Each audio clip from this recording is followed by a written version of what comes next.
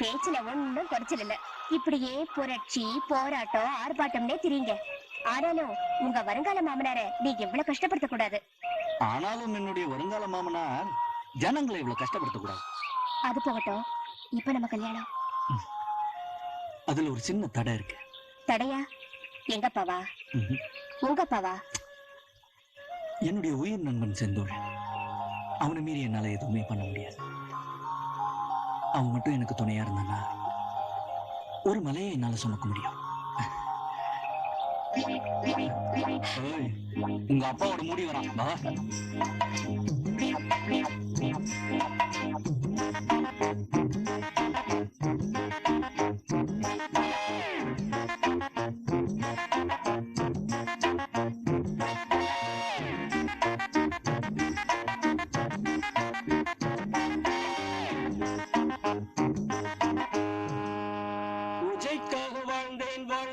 சுவாமி கண்கள் தீரவாய்.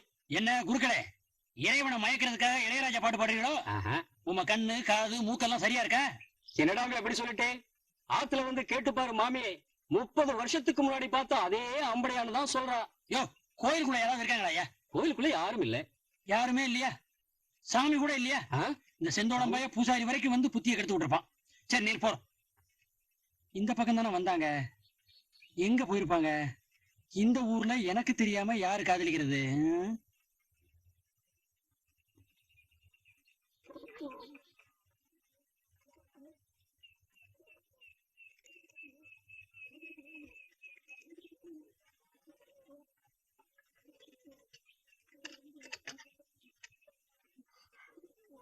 என்னங்க, என்னாச்சு?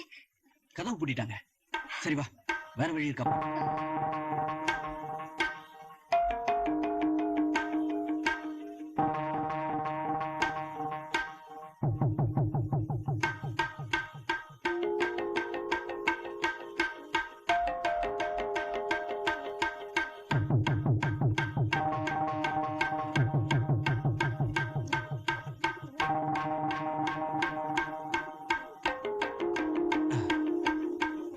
ஒரு காரியம் பண்ணு, இதோ ஏறி போ.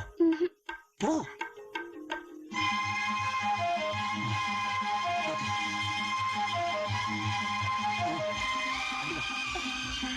ஏறு. பயப்படாத, ஏறு.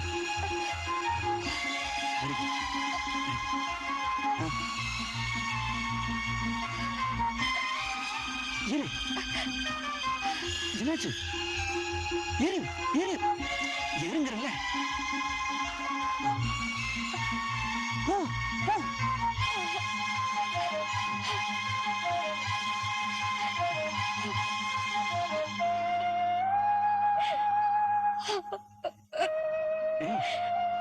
என்ன இது குழந்தை மாதிரி எழுதிருக்கு? இப்போ எப்படிங்க வெளியே போறது? அதான் நான் யோசிக்கிறேன். கோவில் கதவை பூட்டிட்டாங்கன்னா இனிமே காலையில தான் திறப்பாங்க. நீங்களும் நானும் இந்த கோயில்ல ராத்திரி எல்லாம் இருந்தாலும் தெரிஞ்சா என்ன ஆகும்? மலையில தீ பிடிச்சா என்ன ஆகும்? ஊருக்கெல்லாம் தெரிஞ்சு போகும்.